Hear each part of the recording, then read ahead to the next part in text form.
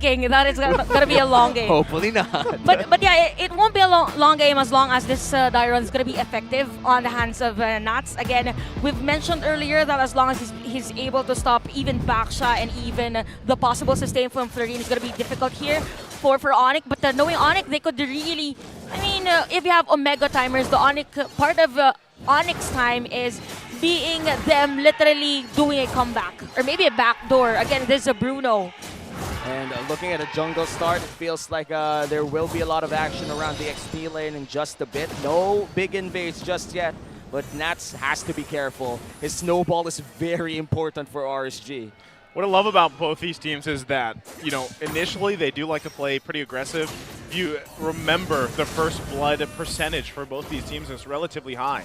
So, you know, that's kind of how they like to play around. Let's take a quick look at the emblem builds here, Chantel. How's it looking? Probably it's actually for, for both RSG and Onic, the main emblem is pretty the same. But what change could possibly be for both? So if we look at the Lights main emblem, that is the Concussive Blast. So aside from him being sustainable, there is added damage for the Minotaur. So it's as if he's just going to do stomp after stomp and then just sustain other people. And looking at Eman, he is our leader for gold per game, which should be one of the best stats to have if you're a gold laner. Hopefully it does reflect on RSG's win record so far, but right now they're still 5th in the standings, and he's up against Nets, who's, I would say, has been building confidence and quite a lot of it for the past few matches. That's a pretty good metric to go by, you know, if you're a gold laner. So we'll see if he can actually utilize, you know, that specific stat in this game, this series, as they build up. Nothing too crazy happening, though, into this first turtle. I think one of our newer analysts said something about having a lot of gold. I think it was Antianaro who said that it doesn't matter if you have a lot of gold, if you can't actually hit people with it, it's going to be sad. Well, we'll see if they can actually hit people here. Turtle is going to be claimed by Urad. First one already. Now looking to the fight. Last Insanity come through from Gem.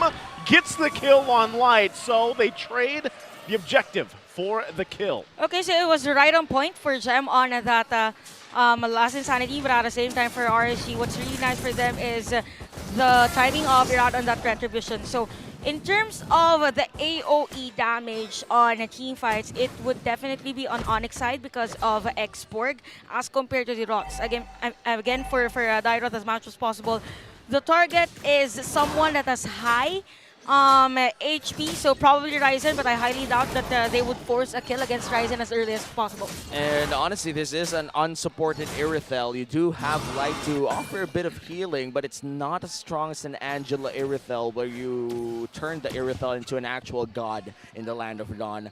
But RSG right now, they are behind by 1 kill, but in terms of Turtle's lane, they are ahead. But now 2v1 up top. Yep, gonna flicker out. Will we be able to escape here? Gem gets taken down with the Bracer's Wrath right under the turret. When we just said that the possible X factor here for Onic is going to be the Xborg, it is a nice adjustment for RSG to just go in and try to get a kill against Onic, particularly Gem, and they got successful. As well, they're forcing Nats to have that lead in terms of the outer turret energy shield with the help of Irad. So this is very useful for them because they need the damage from Nats. Before, if Nats uses the usual or even Teresa, it's really more on a utility type of XP lane, but this time around it's more of a killer type XP lane. Yeah, and we rarely see those XP lanes anymore. We rarely see XP lanes that deal damage. It's mostly a lot of tanks, a lot of frontline heavy fighters, such as the Terizla or even the Xborg. Yes, the damage is there for Xborg, but they're mainly getting in for the abilities to zone out. Now, RSG ahead by 400 gold, massive rotation down block. Well, they're going to find Emon here. Not sure if he'll be able to escape. He does okay quite well, though, already. Still, they want to be careful how they approach this. They're going to lose quite a bit of gold here on the bottom lane turret. Nets gets that just fine. They back off. So Emon saves his life there, keeps alive. Irad, meanwhile, will claim that second turtle of the game. Still an even ball game here for both of our teams. It's just that for RSG, the goal distribution is really for the team because it's a turtle objective for them. But for Onic, they're trying to speed up the laning here for Nets so that they could, or he could join team fights early. And again, top lane. Okay, Gem not going to be able to escape this one again. Just like that, deja vu. Appraiser's Wrath as he falls under the turret going down. The tier 1 falls. I gotta say that is such a calculated play coming in from RSG. They know for a fact that having a D-Roth and a Fredrin just go at it. Doesn't matter if you're an export. Honestly, it doesn't matter who you are. D-Roth and a Fredrin would finish you up, especially if you get caught in the crowd control. And of course, the dead center Praise's Wrath always deals tons of damage. But now Onic Philippines are now trailing behind RSG. Not by a big margin though, just by 1,000. Looking at the items, looks like we're looking at a Rapid Boots D-Roth for the first time in a long while. Rapid Boots in the XP lane, baby. But actually, this is what we have been mentioning for RSG's plays on this D-Roth. One reason as to why Iran is helping Nats on the top lane is to speed things up. So later on, Emma will go at the top lane and just to farm because literally Onic is forcing. It's like a what do we call this? The mirror type of rotation, but the difference is that for RSG it's XP lane, for Onic it is the gold lane because the player or the hero that could target later on the marksman of Onic is gonna be the T-Roth. So why not force him to be as deadly as possible? And that's another turret down for the side of Onic, and they have been pushing through their Bruno, and I feel like Onic has mastered this art, like protecting their marksman while he tries to push or split push. Nets have been one of those gold laners that benefited well from teams that leave him alone. Yeah, I always like to call this the basically the gold lane experience, right? They go in vacation mode! Nabbed! Goes in under the turret, cleans up the kill. Able to get one. Still, turtle going to be worked on. It will be a reset, though. Goes vacation mode. I feel like that's how you would put Super Princess Life underneath that turret. Forced vacation. Go back to base. And Onic still struggling to find footing in this fight. All 3 turtles of the game going to the hands of RSG. What can we expect as we enter mid-game? In terms of the mid-game, for Onic, as long as there is no death for Nets, it's still a good sign for them. Oh, is that a steal? Oh, it's a steal! It's a steal from Aqua. Oh, nasty play from Aqua. Anyway, going back to the thought, again for Onic, as long as there is a nice play for or opening for Nets, since he has the Berserkers here already, all they need to do is to have someone in front, probably Ryzen and Gem, and have Nets do all free hitting. But again, it is against Nats Dyrot. Light can go in. Nice Fluid Fury. Gets the knock up, and Razor's Wrath will go down on multiple members. Emon gets the kill. It's only Ryzen that falls there. Thankfully, with the sustain from Yoshinu, able to keep them alive. But that's a deadly combination. We just got a preview of what can happen later on. Yeah, that was clean. That was really clean coming in from RSG. And Light feels like he's playing without a chip on his shoulder. Love that for him. And then they're going to go for the mid lane turret. And I feel like Onyx is going to give it up. You know what, if you're up against RSG or if you're Onic and if you're up against this type of lineup, it's really hard to penetrate because of the crowd control again and even the slow. So what you need to do is have someone to do the split push, which by the way RSG uses against them.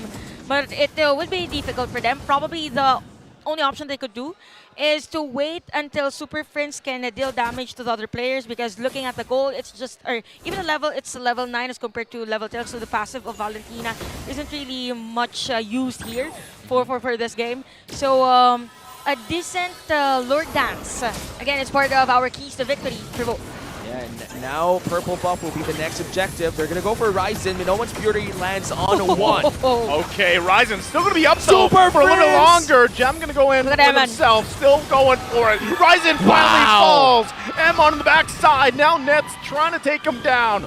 Won't be able to get the kill though.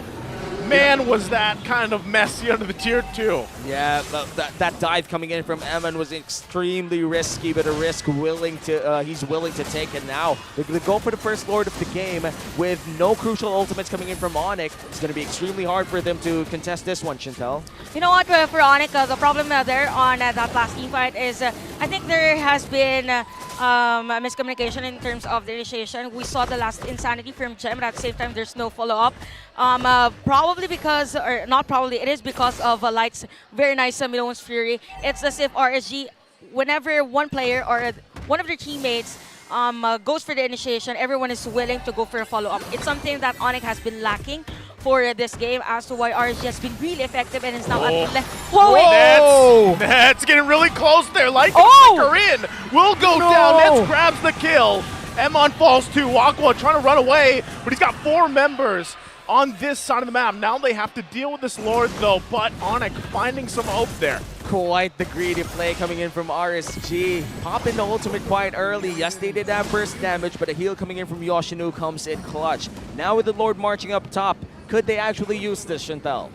With this Lord, knowing that Light and even Evan is not part, it is easy defense for Onic. And just when we said that the RSG is ready for the team fight whenever there is initiation, it's a bit too much or a bit fancy earlier because other players are not really around that team fight area. So for Onic, all they have to do is to maximize those let's say, overextended team fights from RSG.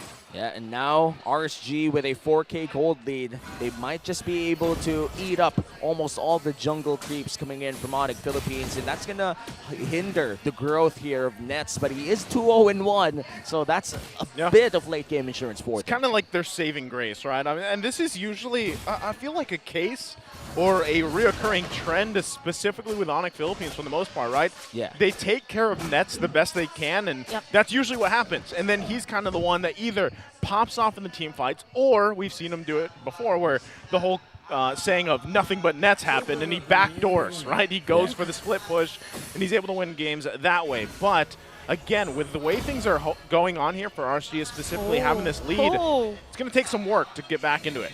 And speaking of Onic taking care of Nets really well, take note that it is 9.2k as compared to 8-point-something k for Eman. So it is 1,000 lead in terms of gold for both the marksmen. As to why there was a time wherein Eman wanted to target Nets but wasn't able to because of the difference in terms of damage. Again, the critical damage per second from the Bruno compared to the movement speed of an Irithel. So one reason as to why Nets built as well, the Wind of Nature. So it's going to be a marksman versus marksman play, but there is a threat from Nat's damage.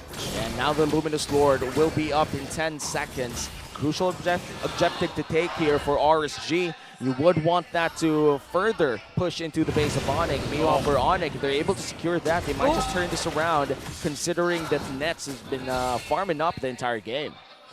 Okay, so we could see here actually the movement from RSG. We have both Eman and Light from the top lane. That is because they are fully aware that whenever Onic doesn't want to go for the contest, they will go for the split push.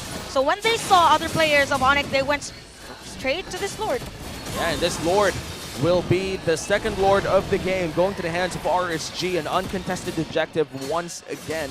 If you look at the objective score, Onic only secured 1 turret compared to RSG securing everything else. And the one problem also for Onic is the clearing of minion wave. So they have X-Borg, yes, but one of the starters or the initiators for Onic is Gem. So if they are to use the last Insanity to clear the minion wave, might as well hit those flames against the players of RSG once they want to go for that push. Again, we could see Nats with that blade armor. So he is now built to just find Nets in the middle of Onyx Fortress. Definitely something you have to watch out for. Second turret, mid lane is going to fall. They've got to work with the Lord as well. Another big item here being picked up for Onic. Will it be enough to hold on here? Lord going to go ahead and get the charge up. Turret falls. Base now exposed on top side. Gem taking some damage. Good thing he is fine with the immortality. Quite tanky. Has the armor as well. So best case scenario here, Onic Philippines holds on to anything that they can. But right now, it looks like RSG, with the lead they have, they're going to keep pushing the pressure. Yeah, I mean, a wave as well down bottom lane, but the healing does come in. Gem might take the brunt of the damage here, but Eman goes in with a heavy crossbow. Wasn't able to deal a lot of damage on the turret, but was able to poke down Onic. Still, one inhibitor turret down for the side of Onic Philippines. RSG was successful in their push, but not as successful as they wanted to be. You know what? If this game stretches around 80 minutes, what's the last game again for them? 38 minutes. 38. The last time that these guys met, 34. Okay, so if ever this game reaches around 18 minutes or 90 minutes, okay, it's gonna be difficult for RSG to finish the game because for Onic, the sustain is already there, even the initiation from Gem, and take note that Nets hasn't been really found or hasn't really been killed for every team fight that RSG wanted to start. So imagine that there's a team fight, Onic defense, and the Worldie just deals damage against the players of RSG. Okay. Irad goes in for the engage, uses the retribution too. But looks like they're gonna go in for the pokes instead. Ryzen might be taken down here. Yeah, Ryzen gonna try to be healed up. Won't be enough as he falls. Light jumps in, finds multiple members before he falls himself. Now Nets going, has to pop the Wind of Nature, gonna be able to survive. It's a 1-for-1 trade. The roamer for the jungler. They lose a turret as well for Onic Philippines. Oh wow, it's just light bringing light to his teammates. It was a very nice Minoan Spirit at the same time. Everyone's just moving forward, forcing Onic to back away. And look at the damage from Aqua, now at 104. It's very difficult because if you compare the range of Valentina as compared to this Novaria, one reason as to why Super Prince is having a hard time to deal damage against the players of RSG. Okay, Lord. Oh, they're going to have to fight for this Irad, able to secure it.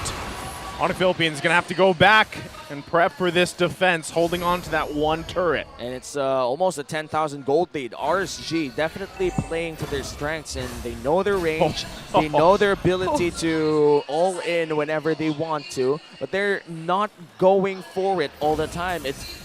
You know that they can, but they have the discipline to just go for the better play. Yep, and even for RSG, aside from going for the better plays, I like that they really respect the potential as well for a counter engage against Onic. But speaking of counter engage, that's something that Onic needs to do for this defense. See if they can hold it together here. They're going to lose this turret. They still have to deal with the Lord. Base fully exposed now. Eman. Super Prince holding on to the Minoan Fury himself. He might be looking to utilize it here in this possible last defense.